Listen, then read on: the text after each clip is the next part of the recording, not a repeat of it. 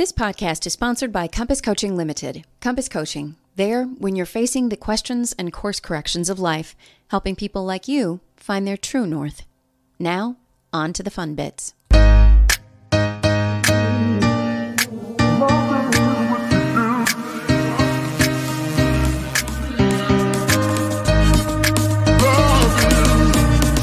Hey everyone, today's topic is especially relevant as I dive into a discussion with my guest about mental health. Considering this, a potential reason behind so many heinous crimes in our country at the moment and are blamed on mental health issues, and even more specific to the argument behind mental health checks and guns, it only seems apropos to attack the subject from the point of view of prevention. Can we prevent mental illness issues and get out in front of them, even if we don't know exactly where they are, when, or how they might occur? Is this a legit strategy or is it just lip service? How do we exactly define mental health? How do we define mental illness? How important is the language that we use around this topic? Where do you go when you need resources, contacts related to your own situation, maybe?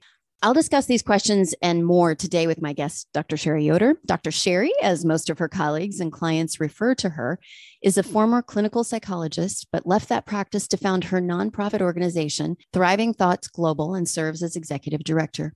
Through her work, she's pioneering the promotion of mental health, an underrepresented effort, particularly in the United States, through her nonprofit, which seeks to teach women innovative and sustainable thought practices so they can build and protect their mental, emotional, and relational well-being. A key goal of her work is to end popular messages that disempower individuals from taking charge of their mental health by equipping women to do so. And Dr. Sherri believes it is women who will create the sweeping cultural change needed to affect meaningful and sustainable change. In addition to elevating proactive mental health care through content and development, she's also a keynote speaker, thought coach, program and product developer, grant writer, author, blogger, podcaster, and collaborator with other thought leaders, leading to this social conversation. But in short, I might say, the Energizer Bunny. Thank you.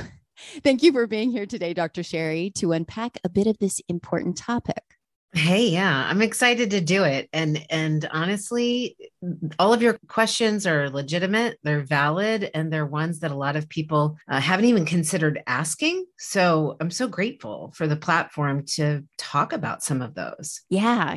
I'm really excited to have this conversation. I think it's one that is a long time in coming. You do a lot of stuff. And I mean, I really mean that when I say you're the Energizer Bunny, because you're really attacking this subject and all of the possibilities with a mesure de force, as we say in France.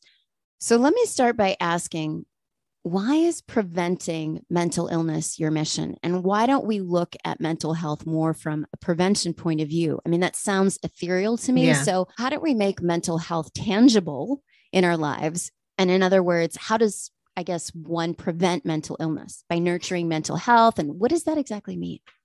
So I would say that, let me just invite your focus to building and protecting our mental health above and beyond preventing mental ill health. So that's preventing mental illness, preventing mental ill health. I see that as a byproduct. Okay, not the goal, but a byproduct, a natural outcome of building and protecting our mental health. Okay. And that's something that I believe that just to even respond to one of the things that you mentioned in your intro, Mary, when tragedies occur and gun violence or anything like that occurs, you hear a lot of political pundits and newscasters kind of crying out for more mental health care. But really, what we're talking about is mental illness care. We're not talking about mental health care. We're talking about care for the quote unquote mentally ill. And it's not working anymore. I mean, 20 years ago, it was estimated 5% of the population dealt with anxiety or depression. In 2020, that's the most recent kind of stats we have. At least from NIMH, which is National Institute for Mental Health, it was about 21%. 21% of the population. Now, if we look at that, that's 1 in 5. Okay. One Which in is five. Probably under, it's Correct. probably underestimated. Yeah. Hugely underestimated because there is a stigma associated with prioritizing your mental health. The only time you're supposed to go see somebody like a therapist or, a licensed clinical social worker or a counselor or whatever is if you have a problem, right? We've got to change that language because who wants to say I have a problem? I mean, a lot of people do not want to say, I have a problem. I don't have control over what's going on in my mind. But the truth is, and the reason I switched from practicing kind of therapy, treatment, reactive approaches to mental health is because there is a substantial part of the population that isn't going to seek that care, but that doesn't mean that they don't need it. And so going back to what the newscasters say, we need to help these people who need it. The truth is we all need it. And if we can start to change the messaging about how we fortify, how we build and protect our mental health by changing the way we think, changing our perspective, changing our expectations, educating people on that, if we can do that, we can empower the individual to say, wow, I have influence over my reality, over my life. I don't have to wait until the what hits the fan to deal with this. We can actually talk about the things that nobody really talks about and that the system has problematically stigmatized. So things like suicidal thoughts. I've never met a person, Mary, who hasn't had one in their lifetime. Right. I've not met one person. And so to say that it's only the quote unquote mentally ill that have these thought challenges is abhorrently incorrect. And what it does is it tells us that if we think these things, there must be something wrong with us. I say if we think these things, it's reflective of our common human experience. And that's what I want to bring light to. I want to bring light to a conversation ahead of time that we all have these common human emotional experiences, and we can learn to use them for our betterment and not sweep them under the rug, not believe we're not supposed to feel them. Because if we believe we're not supposed to feel them and then we feel them, what are we going to do? We're going to think there's something wrong with us. Right.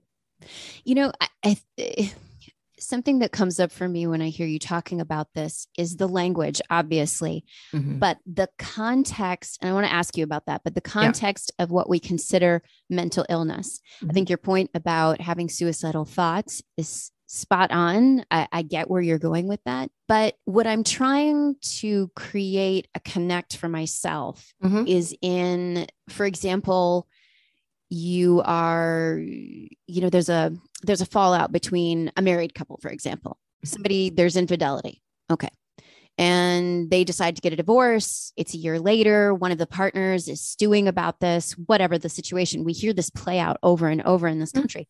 Now, the vast majority of people will move on and create a new family or whatever they do.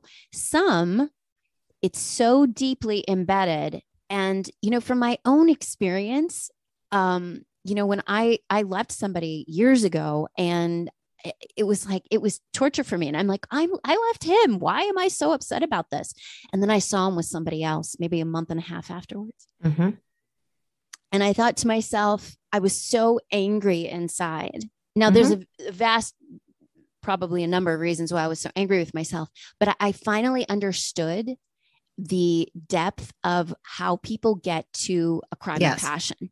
Yeah. Oh, I was so 100%. But to myself, I'm thinking my rational side is I'm not going to kill this guy. This is a felony in the state. Yeah. I mean, I'm not going to go to that place. It's not the right thing to do. Now I get it. And, as an actor, I'm like, I'm going to use this in my, I was trying to look at all the positive things. I'm going to use this in an audition or something like that.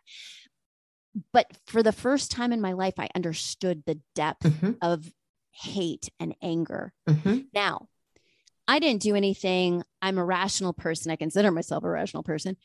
But what is the distinction between that kind of thought process and the person who actually does get triggered and go to a warehouse where they live in California, true case, and start to shoot everybody up, including their ex-wife, her lover, and everybody else? Like, where is that? How do we I don't think that there's a clear line, Mary. There's a devolution.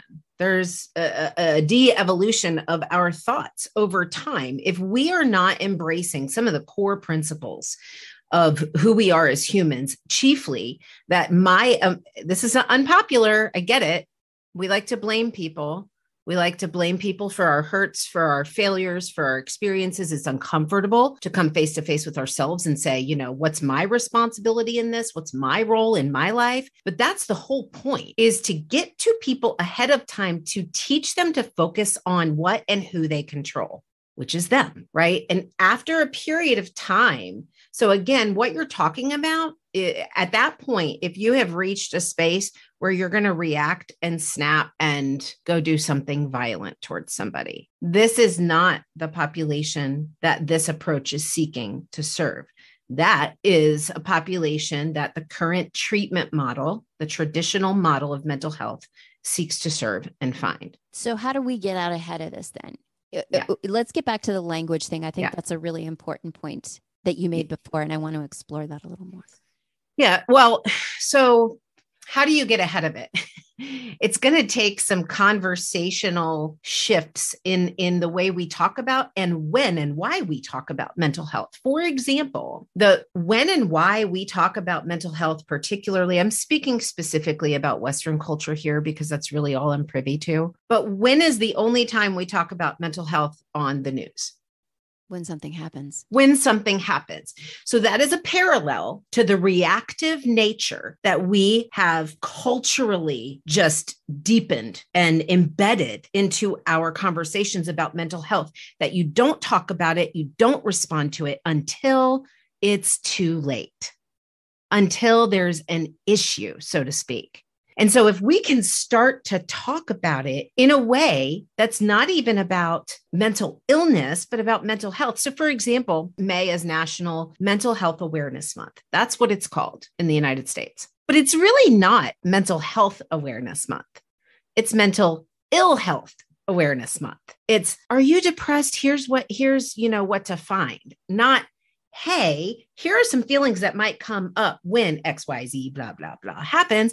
And here's how you can look at these situations in life differently. Here's what you're already equipped with to shift the way that you're thinking. We know this, neuroplasticity. I don't dive into all of that because I am not a neuropsychologist, but there are plenty of books out there about how we change the shape of the way we think, and that changes the outcomes in our life.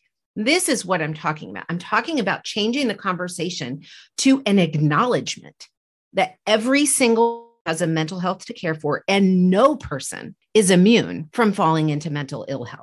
But we're not there yet. Right now, we're still kind of categorizing and saying, those people, we need help for these people, right? It's always them. It's always them. These are the conversations we're having. And again, if we had, mental health moments on the news, for example, as part of our daily, I wonder what today's mental health moment, or whatever verbiage you want to use. Can you imagine how the narrative about our mental health would be different if we heard these things related to our common human experiences and how we can shift our perspective and how we can shift our expectations, as opposed to, it's too late. Something bad happened again. We need more mental health. No, what they're saying is we need more treatment. We need more reactivity. But given the numbers over time, going from 5% 20 years ago to now, Boston University just had a study in, I think it was just last year, estimated more that it's likely 1 in 3. And again, these are reported. These are the ones who come out and talk about it, right? So this is everyone. This involves all of us. And when we talk about these statistics and we talk about this kind of effect culturally, are we just talking United States? Is this a global thing? Is this something that has grown over decades globally? Or are we just talking about Western culture? Can we just quantify that a little bit? Yeah. So I don't have stats globally right in front of me, but the trend is similar. It may not be as deeply entrenched as, Western culture is, because what we're doing is we're normalizing mental ill health over mental health. I fear that we're normalizing conversations around what's wrong with us as opposed to what's right with us and how we build on that. Right. And I think you hear that even in the news when you hear interviewers talking to folks about this epidemic that's Mhm. in our country and saying things along the lines of, are we just going to normalize this? Is this the way it normally is? Mhm. People just expect that there's going to be, Mhm. Right. whatever it is, whatever the statistic is, 14 shootings a day. So as I think about the stigma around this, Mhm. how do we debunk the stigma? I mean, it would be really, really nice if we could. Culturally, we've come so far with technology and all of these things. Sure. How do we use our technology? How do we use what we have right now in order to debunk the stigma Mhm. and to start some sort of a fruitful pattern Mhm. in the Well, context of what you're talking about? with regard to technology, you just mean the availability of reach that we have via social media, via mass media marketing. Is that what you're referring to? It could be. I mean, it seems like we're Yeah. making technological advances in everything, Mhm. advances in everything. We learn Mhm. more about ourselves, our bodies, the solar system, Yeah. the workforce, our environment. We learn about all these things all the time. We know technology is affecting us XYZ. Video games do this. Mhm. Being on technology, we've Mhm. never been more connected in our lives, yet Mhm. relationally, we are completely broken as a Yeah. community. Yeah. This kind of a thing. I'm sure it's not just one answer, right? Yeah. But it's a number of different things coming in for this perfect storm. And then you hit this one person in a perfect storm, or one in three, as you're telling me. Mhm. And then all of a sudden, the what is hitting the Right. fan, Right. right? So, what is working against us Mhm. regarding stigma, and what can help us Okay. regarding getting past the stigma? So my nonprofit, it's funny, my board members they don't laugh at me. They support me. I have big visions. I have big ideas. And one of the visions that I have, and not just for our nonprofit, but to create this movement, is creating common cultural conversations that prioritize mental health over mental illness or mental ill health. And one of the ways we do that is by changing the messaging, which goes to the people where they are, right? So for the majority of Western culture people, and I know this is a blanket statement, so please forgive me, Mary, or listeners, if this isn't you, that's awesome. But most people who are, going to work every day, they're doing their 9 to 5 or their second shift or their third shift or whatever. And they get home and they're going through the motions and they're doing stuff with their family. And then they're sitting and they're watching TV and they're consuming what's coming through these messages. And so for me, it was really fascinating. I started to do a little self-study of the messaging that was coming across about mental health. One, mental health messaging is a blip on the screen. There's a great message that I saw once from an app called Calm, which was like, hey, did you know you can train yourself to whatever, feel better at night? And here's how. And I was like, yes, I'm like standing in my living room, like applauding. This is fantastic. Mm-hmm. But it's a blip. Everything else you hear is big pharma. That's the primary message. And to be clear, Mary, medication has its place. That's not my corner of the world. This is not an argument against treatment. It's not an argument against medication. It's not an argument against any of the traditional approaches that we have to responding to mental ill health. This is an alternative that says if we really want to put a plug in that dam, we can't keep waiting for it to come. We have to get on the other side of it. We have to put a plug in it before it happens. So this is a necessary complement. And in order for that necessary complement to start existing, to even be an option, there has to be equitable messaging. And right now, the only messaging is reactive treatment. So in my estimation, we need to use technology to create messages that matter to people, to teach them that there is a way for them to use the experiences that they have for their betterment. Right now, for example, just very base example, common belief is that stress is bad. Sadness is bad, right? Anger is bad. I'm not supposed to feel those things. In fact, that's culturally embedded. Oh, you have an anger problem. Oh, that was aggressive. Oh, that's this, right? We like to label a lot. And instead of talking about how these feelings are what I believe divinely imbued to us, we're supposed to have them. They provide us information that can be used to better our lives. But really what we talk about is managing them or coping with them. I don't think we need to do either. I think we need to use them to our benefit, but these are not conversations that people have. And so the managing and the coping, speaking of the language, I mean, just think about what that implies. You have to learn to cope with life. well, gosh, then doesn't life just suck? What good do I have to look forward to if all I have to do is manage or cope? There's an alternative message here that yes, there are challenges inherent in life, and there are also joys, and there are ways that you can respond and look at it that actually make you stronger and happier. Yeah. So it's changing that narrative and having those conversations. I don't know if that clearly answered what you asked. Yeah. I mean, it's getting to the core of what we're not thinking about en masse in community. What comes up for me when I hear you talking about this is the lack of being present in our own lives.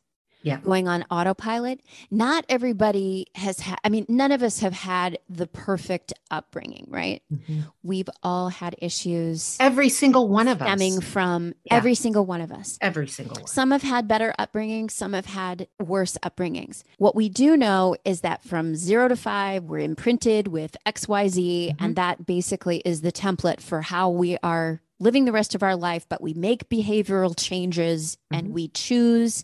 And we have the freedom to do that, right? So, for example, anger. And that imprint is malleable.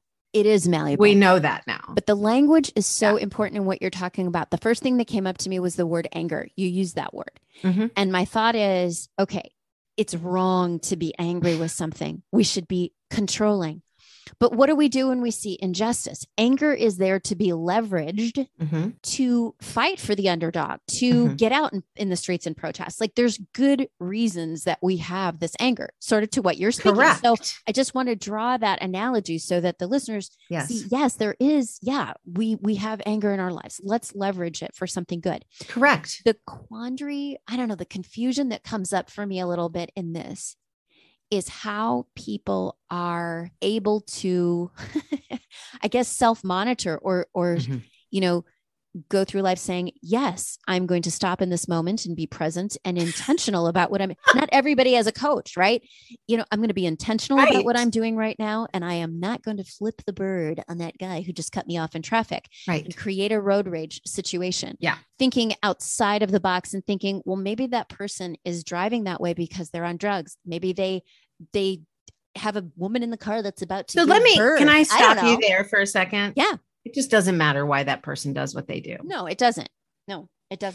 But that's, again, it's what happens is we teach, and I'm not saying that's a badly intentioned idea or poorly intentioned idea to say, hey, well, maybe that person's having a tough day. Okay, maybe, but it still misses the mark because the mark isn't what other people are doing or what they're not doing. It's what we are doing. It's what we have control over and what we're taking control over if we are taking ownership of our thoughts, our feelings, and our actions. Yeah. That's the foundation of it, right? So how do we get to that point? I feel like the work that you're doing is kind of a drop in the bucket. We can have conversations like this. I can post it on my podcast. I can do all kinds of different things and try to get the word out. What is something, if I'm sitting out there and I'm listening to your voice right now, what is one tangible thing that I can do as a listener in my life that can get out ahead of this for my kids, for my family? What do we really do? Okay, there's a lot of different things to actually do. But one of those is to recognize, and this is, again, very unpopular, especially now, is to recognize that you always have a choice about what you think, what you feel, and what you do. If I could encourage a conversation around that and that alone, all of the other things, the other elements, we've actually developed what we call 7 pillars of a thriving thought world. And they all have everything to do with us as individuals. So every time we think about something, we think about how badly we've been hurt by somebody or how angered we've been by somebody's decision or an injustice. It's always this, what do I control right here, right now? That is the foundation, is understanding that I have agency in this moment over what I think, what I feel, and what I do. Now, I can choose to say, yeah, I have control over what I do, and I'm going to respond to my anger in a really poor way. But I would rather somebody say, I am responding to this because I'm choosing it, and this is what I'm choosing to do, even if it's a poor decision, than for them to say, I don't have a choice. Because when we say, I don't have a choice, we don't even explore the possibility that if we change our perspective, if we change our expectations, that it can change our outcome. We just kind of surrender to that. So to answer your question, there are a lot of different thought practices that can be incorporated into somebody's life. But I would invite your listeners and you and myself always back to the foundation of what am I choosing right now? Because it's a simple question we can ask ourselves. Very simple question. What am I choosing? What am I choosing right now? And just acknowledging that, even if it's like, I'm choosing to flip the person off, just saying I choose to do that gets you to start thinking about that action in a different way, as opposed to they made me do that. They made me mad. And that's not language that we celebrate or even include from childhood on. I mean, if we, look at Western culture encourages conformity and comparison, as I believe most cultures do to some extent, that stamps out the individual's empowerment. Every individual already has the power that they need. They don't need to be empowered by anyone or anything. Agreed. They just need to be reminded that they have that already. And here's how they can show that. Here's how they can pull that out. So out of the myriad of thought practices, Mary, there's not one that's going to change somebody's life right now. The fact is that it is going to take what you said, conscious, deliberate thought about what I'm choosing in the moment.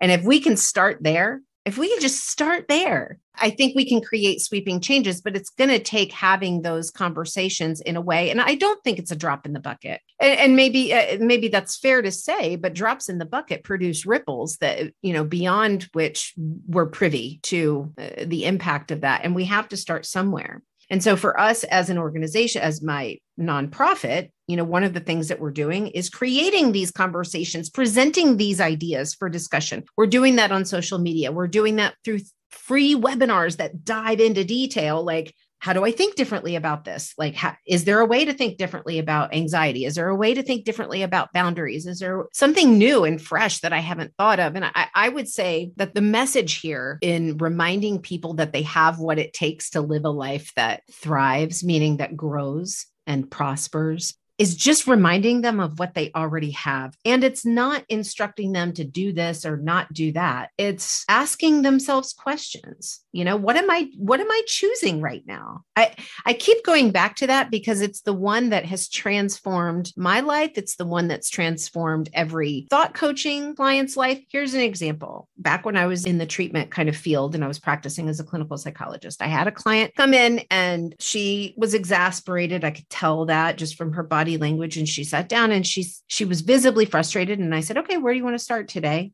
And she said, well, I just got out of my psychiatrist appointment. And my psychiatrist told me I'm going to struggle with this. I'm always going to feel this way. I'm going to struggle with this the rest of my life. And I asked her one question. I didn't tell her how I felt about that. I just asked her one question. I said, do you believe her? And she said, well, nobody's ever asked me what I believe. And I said, right. Because too often we're told by experts or by whatever what to believe. And this is an opportunity. I believe that people have the ability to think for themselves. And I think they have the ability to make choices that benefit them and benefit those around them. But they need to be reminded of that. Something that comes up for me when you were talking about that was stress and anxiety. You mentioned those buzzwords. Those are huge words that we use in our culture today. These words are used to define carte blanche everything that is going on around us. And the person who they're interacting with immediately knows what they're talking about, because this is how we use the category in our lives to explain whatever. How I see it, how I've learned to come to make this choice about how I see stress in life is that there is no such thing as stress. Correct. There are stress influencers. Stressors. That's what the clinical term is, right? Yeah. Right. Yeah. So I may have this guy that's cutting me off, but that's an influence in my life, or an influence wannabe, might I say. And it's my choice. What I hear you saying is I'm going to choose to respond intentionally versus react. Yes. The stressor in my life versus calling it stress, saying this automatically creates the anxiety that I am so used to. It's like rote. Yes. I'm going to give just a small example because I think this is really relevant for the conversation and for the audience. So I may sound a little neurotic when I share this with you, but this is what I do every day.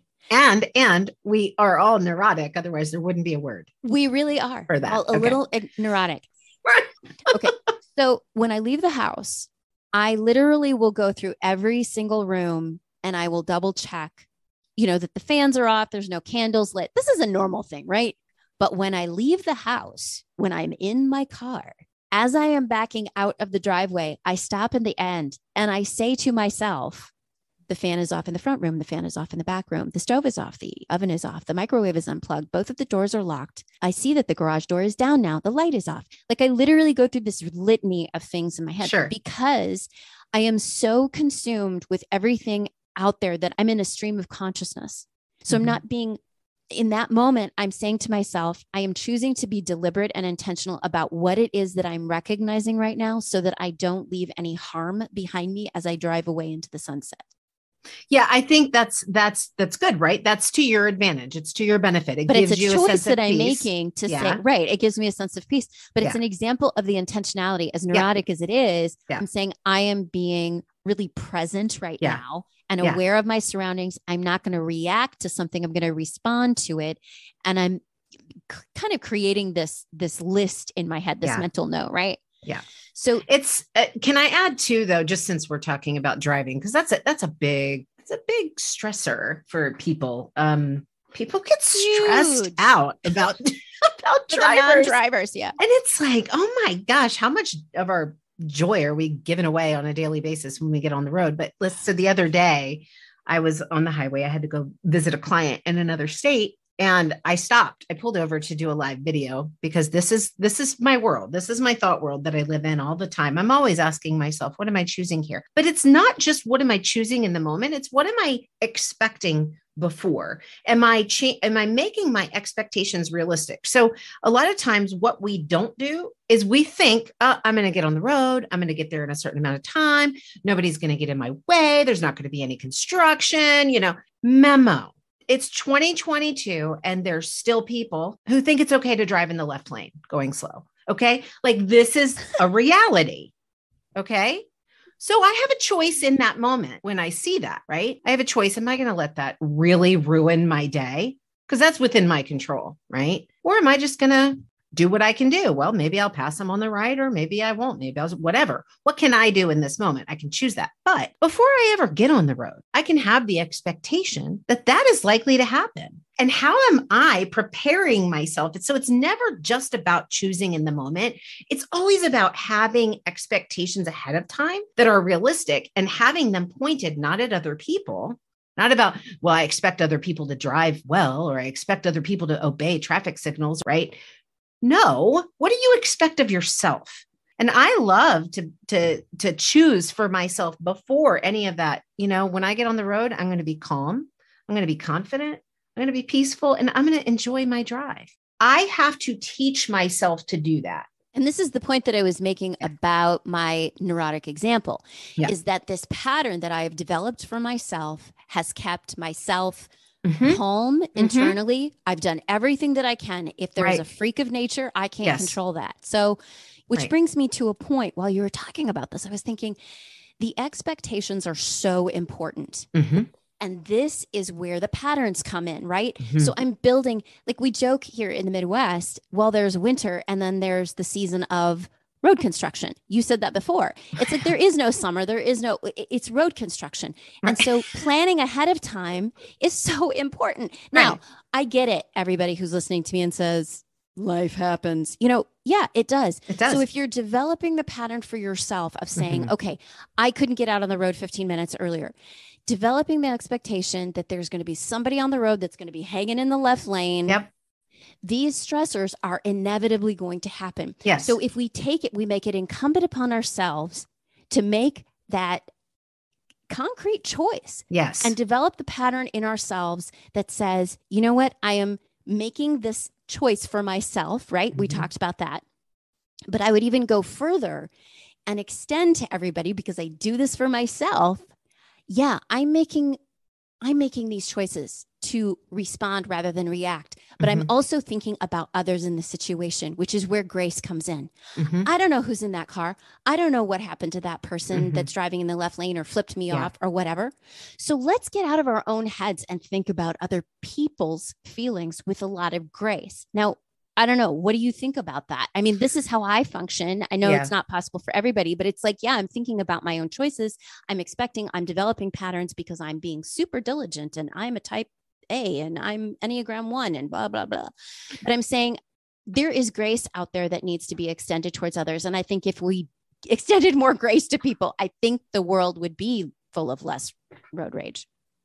Yes. And I think the reason that doesn't exist, Mary, is because we don't extend it to ourselves. And, we see the world, we see others through the lens with which we see ourselves. This is not rocket science. This is very basic Freudian stuff, Yeah. Spot on. It's our lens. And so when we learn to recognize what we control, when we recognize our vulnerabilities, when we recognize that there are times that we react and don't control, then it's easier to recognize that there's times when other people do the same thing, right? But ultimately, I think it's always more important to first bring our attention back to what am I choosing? Am I choosing to be kind because that person might be having a rough day? Or am I choosing to be kind because that's who I want to be, because that benefits me? Because when I'm kind, the people around me are happier. I'm happier. I feel better. My heart rate is lower. My blood pressure is lower, whatever it is, right? It's not doing something for an external gain. It's doing something because it's good for me. And I know that sounds really selfish, but we are inherently selfish creatures. We are self-preserving creatures. So let's preserve in a fresh way, not in a way that says, hey, don't you do that because that triggers me. Wait a second. I can choose what that thing triggers. This is the conversation we're not having. We say things like, it's up to us to provide a safe space for other people. It's up to us to not trigger, to walk on eggshells. We're creating a society of borderline personality disorder. No, it is not my responsibility to make sure to do everything I can do to make sure you are okay. I don't have that power. Now, I want to be really clear. That doesn't mean I don't care and I don't love you and I don't have compassion for you and I don't have empathy for you and I don't go do what I need to do to be a kind human being. That's not what that means. But I do that because that's who I want to be. Because the truth is, we know we can be kind human beings to everyone we cross paths with, and everyone we cross paths with can have a different response. It's not up to us how somebody else acts, how somebody else responds. We just don't have authority over that. We have authority over ourselves. And so it's up to us to say, you know what? That thing normally triggers anxiety in me, or normally triggers frustration or anger. You know what? I'm going to figure out how to make it trigger something new. That means we need resources, right? A coach, a therapist, a whomever. Therapy doesn't have to be reactive.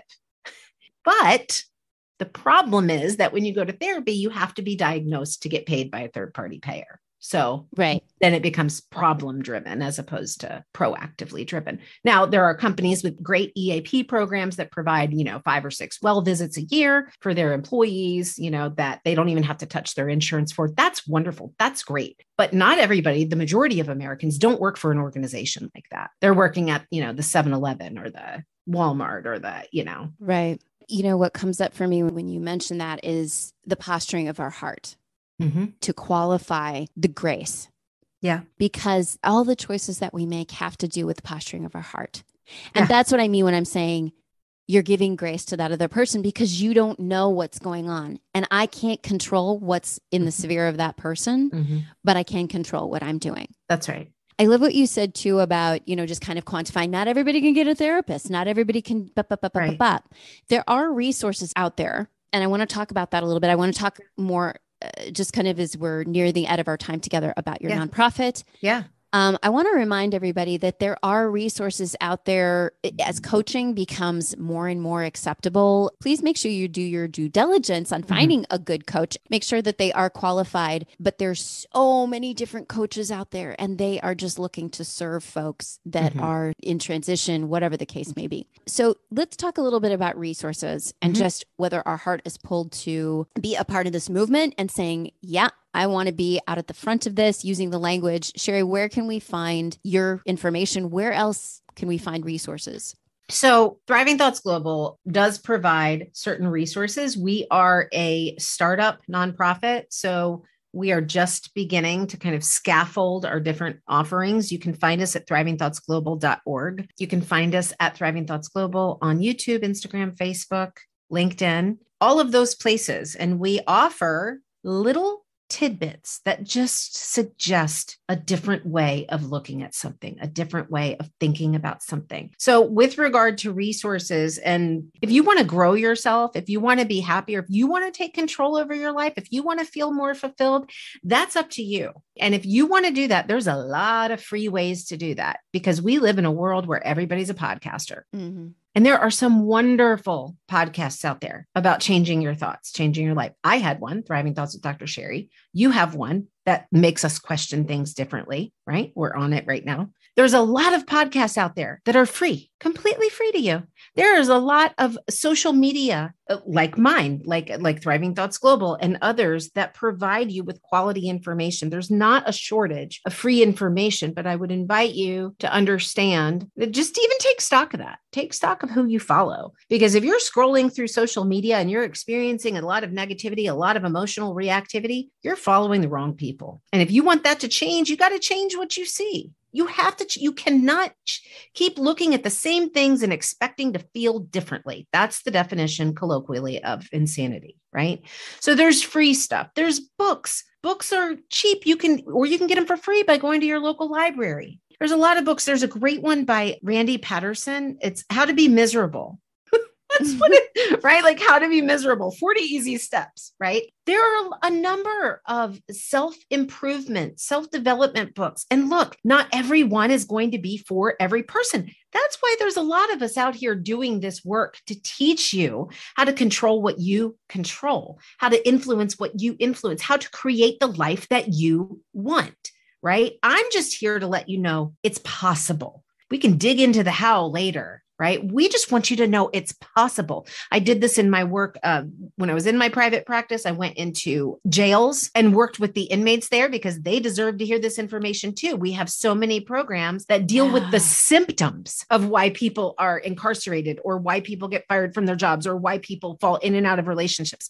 We have programs that deal with the symptoms, but we don't really have a lot of conversations that deal with the root cause, which is, am I studying myself here? What am I choosing? Are my choices beneficial? Not good or bad. It's not about being good or bad. It's about, are they beneficial to me? Are they getting me what I say I want? Because if they're not, then something's got to give, or I'm going to keep getting what I say I don't want. Right. So there's books and things like that. Then let's take it bigger picture. If you look at, you could hire a coach. Coaches are really expensive. You could work with me personally. I still do thought coaching with women, primarily helping them to identify the problematic thoughts that they have that are in juxtaposition, keeping them from getting what it is that they say they want in their life, which is most of the time happiness and peace and confidence. Can I just ask you a quick question around this? Why are women so important in this equation? Why is it that you're driving home this with women, and why are women the key to a lot of this prevention? And it's a great question. All right. No offense against men. Women are the ones who tell their friends and their kids and their sphere and their coworkers, they tell them the things they get excited about. They tell them the things that they learn. Men aren't the ones who do that. Number two, women are the ones primarily understanding there are exceptions to that. They're the ones teaching, they're having these conversations with their children. They're the ones who their children, by and large, again, I'm not making blanket generalizations here, but women are the ones raising the kids. They're the ones inspiring and influencing the next generation to come. So we're being watched. Mm-hmm. We're being watched constantly for what we do, how we respond, how we think, because how we think does become visible in how we interact with other people, right? And so back when I was in private practice, I saw about half kids, half adults. And one of the questions that I got a couple of times was if I was working with a child from the parent, my kid's been coming to you for, 4 to 6 sessions, and I really am not seeing a lot of improvement at home. And my response to them would be, well, I have them for an hour a week. You have them for the other 167. Who do you think is going to have more influence, me or you? And so that's why I would also have them included in this work together, right? So the children are influenced by the adults that they spend the most time with, and that's their primary caregivers. That's why women. Right. Even if we look to the more women are obviously working there in the job force. So the women even that are in, which predominantly, again, not wanting to overgeneralize, but I have a daycare across the street from me, a parochial daycare, and it's mostly women. Yes. That are overseeing the little ones. And so this is a really, really good point. We're kind of coming to the end of our time. And I want to just share some of the takeaways that I've gotten from this, that we need to be living more consciously. We need to be questioning, first of all, the language that we use about ourselves, about this topic, and about how we see other people. There is personal choice in that. Nobody tells us how to think. Yeah, that's right. They can influence how we think if we allow them to. That's right. But we have a personal choice in that. We are given the choice to respond versus react, and to also give ourselves the grace, ergo extending that grace to others that are in our lives, living more consciously. And I know I try to live this. It is really tough to do that sometimes. But what I realize about myself, about the people around me, the people that I coach, if we practice the patterns that are edifying us, if we work on the posturing of our heart, if we choose to give that grace to ourselves, we naturally give the grace to other people. So what are some of your final thoughts? You can be aware that you have a choice. Yeah. You can be aware that you have a choice, and you don't have a choice about, you have a say, but you really don't have a choice in like who's elected to office, right? You can go vote, but you can choose whether or not to vote. Right? You can choose whether or not you want to make your voice right. You can choose whether or not that's heard. You can choose whether or not you yell at somebody on the road. You can choose whether or not you live in tomorrow and you live in fear versus living in right now. You can choose whether or not you live in the past and live in regret and shame and guilt, or what are you doing right here, right now? I would just invite people back to the choice of the moment, because this is it. This is all you have. Right. And whenever you're not making a choice, whenever you are giving that choice away to anybody else and saying, they made me feel this way, they made me think that, then you're really harming yourself. It's also a real passing of the buck too. It's not, there's no personal accountability there. Right. So you can't control what's dealt to you, but you can certainly control what you do with what's dealt to you. Right. And so just really quickly, I would invite people, listen, we dive into deep detail once a month. We do give our tips on our social media platforms, but once a month we have these webinars, live webinars. You can register for free. We have them for free because our donors support that, make it possible. Next month in August, it's how to practice boundaries. I know that's a big buzzword. Yeah. People want to know more about boundaries, and we're here to share not our perspective. We're here to ask you questions that get you to determine if the perspective that you have is helping you or hurting you, and what you need to do. And where do you find that? Where do people find that? So they can go to thrivingthoughtsglobal.org/webinars. We also announce it on all of our social media. They can go there. We're going to be launching a podcast that'll be free called the Fortified Woman Podcast. We're doing live in-person events. We just partnered with a local coffee shop in Pennsylvania where we're going to be doing monthly live kind of happy hour events. We haven't figured out what the name of that's going to be, but if you're in a location and you'd like the work that we're doing to become a part of your community, if you want to get involved in that, please do reach out. We have plenty of opportunities for volunteering, for partnership. You can email me directly, Dr. Sherri at thrivingthoughtsglobal.org, or you can go and fill out the contact form on our website. I always learn so much when I talk to you. Thank you so much for this time that you've given just to share with folks kind of your point of view, the work that you're doing. This is really important work. thrivingthoughtsglobal.org is where you find Dr. Sherri. let's start having conversations about mental health differently. Yeah. Than we're currently having them. Yeah. Let's have the conversations that will, I think, in and of itself, kind of help break this stigma that we have about it. So everyone, thanks for listening. I'll catch you next time. And until then, keep chasing your true north.